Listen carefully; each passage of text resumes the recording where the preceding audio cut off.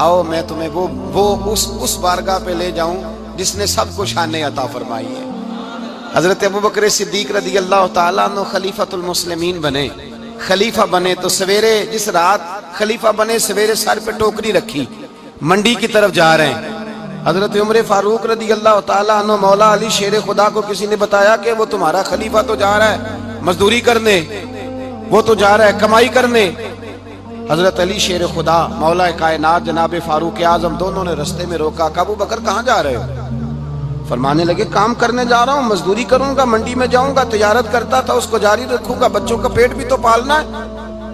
اب تمہاری حکومت کے پیچھے بچے تو نہیں نا بھوکے مروا لینے، میں نے کچھ کرنا تو ہے۔ حضرت عمر کہنے لگے چلا آ کے بیٹھ، ہم صحابہ کو اکٹھا کرتے ہیں اور مال غنیمت سے تیرا وظیفہ لگاتے ہیں، آپ کو وظیفہ ملے گا ماہانہ، تو آپ بیٹھ کر کے مسجد میں تو ڈیوٹی کریں۔ بیٹھ گئے، مشاورت ہوئی تو حضرت ابوبکر صدیق رضی اللہ تعالیٰ عنہ سے پوچھنے لگے جناب بتلائیے آپ کا کتنا وظیفہ لگایا جائے؟ تو حضرت ابوبکر صدیق فرمانے لگے اتنا لگا دو جتنی ایک مزدور کی تنخواہ ہوتی ہے۔ تو ایک صحابی بول کے بڑے میٹھے اور دھیمے لہجے میں کہنے لگے ابو بکر اگر تیرا گزارا نہ ہوا تو، اگر تیرا گزارا نہ ہوا تو حضرت ابوبکر صدیق فرمانے لگے اگر میرا گزارا نہ ہوا تو میں مزدوروں کی تنخواہوں میں اضافہ کر دوں گا، اگر مزدوروں کے گھر جلنے لگیں گے تو میرا بھی چلے گا، میں ان کی تنخواہیں بڑھاؤں گا صرف اپنی۔ تو مزدور کے حقوق کا تعین کیا۔ سب سے پہلے تو میرے نبی پاک علیہ السلام نے منع فرمایا، فرمایا جس کو مزدوری پر رکھو پہلے اس کے ساتھ اجرت طے کرو۔ حضور صلی اللہ علیہ وسلم نے فرمایا جب تک اجرت واضح نہ ہو جاؤ کسی کو کام پر، جب تک اجرت واضح نہ ہو جائے، مکمل نہ ہو جائے کہ کیا دینا ہے، طے کریں۔ کیا لوگے جو جناب دے دیں گے لے لوں گا، شریعت اس کو پسند نہیں کرتی، محبوب نہیں رکھتی۔ پہلے اس کے ساتھ پہلا حق مزدور کو یہ دیا کہ اس کی اجرت پہلے، بولیے اجرت پہلے اجرت طے ہوگی، یہ پہلا حق ہے۔ اور مزدور کا دوسرا حق کیا بیان کیا میرے نبی پاک نے؟ فرمایا جب، اور یہ ایسی اعلیٰ بات ہے کہ جتنے حقوق لکھنے والے ہیں نا، جتنے بین الاقوامی سطح پر انسانی حقوق کا چارٹر بنانے والے ہیں، وہ کہتے ہیں کہ یہ ایسا نقطہ حضور نے بیان کر دیا ہے کہ اس سے آگے کو بڑھ ہی نہیں سکتا، یہ ایسی بات ہے کہ جس کی شرح بھی کوئی نہیں کر سکتا۔ میرے حبیب کریم علیہ السلام نے فرمایا پہلے طے کرو، اور کیا خوبصورت لفظ ہے، قانون بنا دیا۔ فرمایا جب مزدور مزدوری کر لے تو اس کا پسینہ خشک ہونے سے پہلے اسے ادا کر دینا، اس کا پسینہ خشک ہونے سے پہلے اسے اس کی مزدوری دے دو۔ ایک صحابی اپنے خادم غلام کو مار رہے تھے تو میرے نبی پاک تشریف لائے، فرمایا کیوں اسے مار رہا ہے؟ حضور غلطیاں بڑی کرتا ہے۔ تو نبی پاک نے فرمایا جتنا تجھے اس پر اختیار ہے نا، اس سے کہیں بڑھ کر میرے رب کو تیرے اوپر بڑا اختیار ہے۔ کہا حضور یہ بڑی غلطی کرتا ہے، میں آخر کتنا معاف کروں؟ تو حضور نے فرمایا اتنا معاف کر جتنا میرا رب تجھے معاف فرماتا ہے۔ پتہ ہے تیری صبح سے لے کر شام تک کتنی کوتاہیاں ہیں، درگزر کا حکم دیا۔ پہلا حق یہ دیا مزدوری طے کرو، دوسرا حق یہ دیا پسینہ خشک ہونے سے پہلے ادا کرو، تیسرا حق یہ دیا کہ اس سے درگزر کرو، غلطی ہو جائے تو درگزر کرو۔ تو یا رسول اللہ مزدوری کتنی دیں؟ میرے نبی پاک بخاری مسلم حضور سید عالم صلی اللہ علیہ وسلم نے فرمایا مزدور کا حق بیان کیا نبی پاک نے، اور ایک بات ارشاد فرمائی تو اس کے اندر کئی پہلو، ایک حدیث میں کئی پہلو بیان فرمائے۔ حبیب پاک نے فرمایا جیسا تم کھاتے ہو ویسا ہی اسے، بھئی بس ختم ہو گئی بات۔ اتنی بڑی بات کر دی سرکار نے۔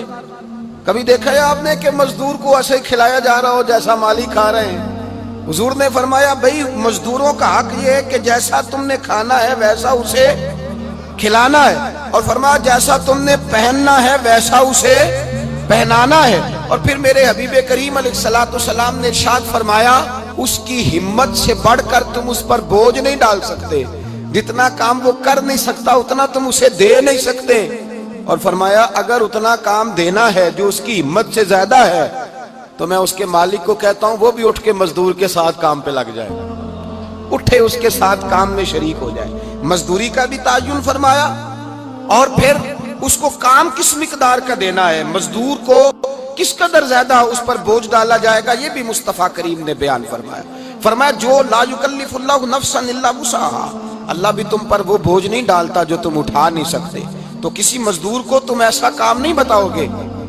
حضرت عثمان غنی رضی اللہ تعالیٰ عنہ ایک دن حضرت عمر فاروق سے کہنے لگے عمر بس کر دے یار، تیرے بعد بھی تو لوگوں نے خلیفہ بننا ہے، کیسے کوئی تیرے رستے پہ چلے گا؟ تو حضرت عثمان غنی سے جناب عمر کہنے لگے کیا ہو گیا؟ آپ فرمانے لگے کل میں دیکھ رہا تھا کہ لوگ باغ میں مزدوری کر رہے تھے اور آپ امیر المومنین ہو کے ان کا ہاتھ بٹا رہے تھے، ہاتھ بٹا رہے تھے۔ تو حضرت عمر کہنے لگے بوڑھے تھے، بیمار تھے، مزدوری کر رہے تھے تو پسینہ بہہ رہا تھا، کیا ہو گیا اگر تھوڑا سا میں نے ساتھ دے دیا؟ حضرت جناب سیدنا فاروق اعظم یہ لفظ کہتے ہوئے رو پڑے۔ آپ فرمانے لگے میں کسی بادشاہ کا شہزادہ نہیں، میں بھی اسی باپ کا بیٹا ہوں جو اونٹ چرا کے گزارا کیا کرتا تھا۔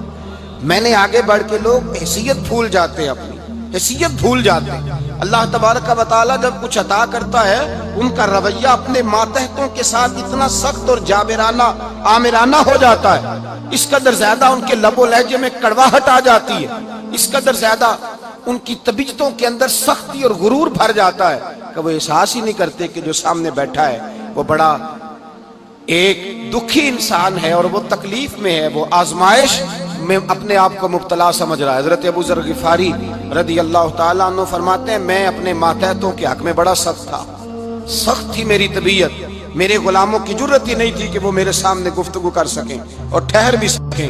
فرماتے ہیں جس دن میں کلمہ پڑھنے گیا، جس دن میں حضور کی بارگاہ میں، تو میں نے کہا حضور کوئی خاص نصیحت؟ تو نبی پاک نے فرمایا میری نصیحت تیرے لیے یہ ہے کہ جیسا تو نے کھانا ہے ویسا ہی غلام کو کھلانا ہے، جیسا تو نے پہننا ہے ویسا ہی غلام کو پہنانا ہے۔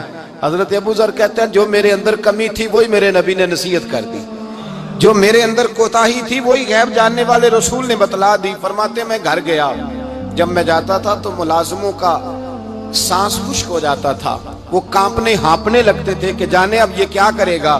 حضرت ابو ذر غفاری فرماتے ہیں میں گیا، ایک شخص سے میں نے کہا کھانا پکاؤ، کھانا پکایا، دسترخوان پہ لگایا اور اپنے سارے ملازموں کو کہا آؤ یار میرے ساتھ بیٹھ کے روٹی کھاؤ، آؤ سارے میرے ساتھ بیٹھ کے کھانا کھاؤ۔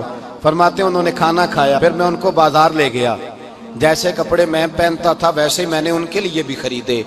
فرماتے ہیں میرے غلام کہنے لگے آقا خیر تو ہے نا، خیریت تو ہے نا، کیا ہوا؟ مزاج مبارک تو ٹھیک ہے، کیا ہو گیا؟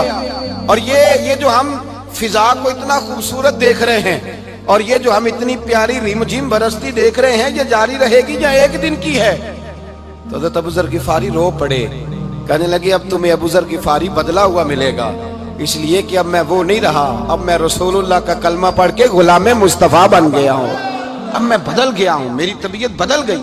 غلاموں کے حق میں حضرت مولا علی شیر خدا غلام کو لے کر کے گئے دکان پر، حضرت مولا علی غلام کو لے کر گئے کپڑے کی دکان پر، 2 جوڑے خریدے، ایک کم قیمت کا ایک زیادہ قیمت کا، ایک کم قیمت کا ایک زیادہ قیمت کا، 2 جوڑے خریدے۔ جب واپس لوٹے تو غلام سے کہنے لگے تو اپنا لے لے۔ غلام کو پتا تھا کہ اس زمانے میں ہوتا کیا تھا، اس نے کم قیمت کا جوڑا اٹھایا۔ حضرت علی فرمانے لگے عجیب آدمی ہے، یہ تو تیرا نہیں یہ تو میرا ہے۔ اس نے کہا حضور کس طرح سے؟ آپ فرمانے لگے تیرے لیے قیمتی جوڑا اس لیے خریدا ہے کہ تو جوان ہے، اور میں نے اپنے لیے اس لیے چھوٹا خریدا ہے کہ میں تو اب بوڑھا ہو گیا ہوں، مجھے تو حاجت نہیں۔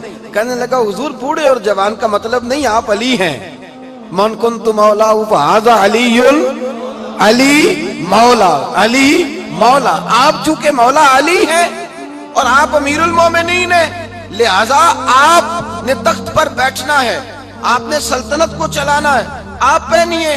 حضرت علی فرمانے لگے تو میرا غلام بنا ہے نا، تو نے ابھی میرے نبی کا دیدار نہیں نہ کیا، تو بعد میں آیا ہے نا، اگر تو اس دور میں ہوتا تو جان جاتا کہ یہ عمل میرا ہے، پر اس کے پیچھے جو نصیحت کے پھول ہیں وہ مصطفیٰ کے عطا فرمائے۔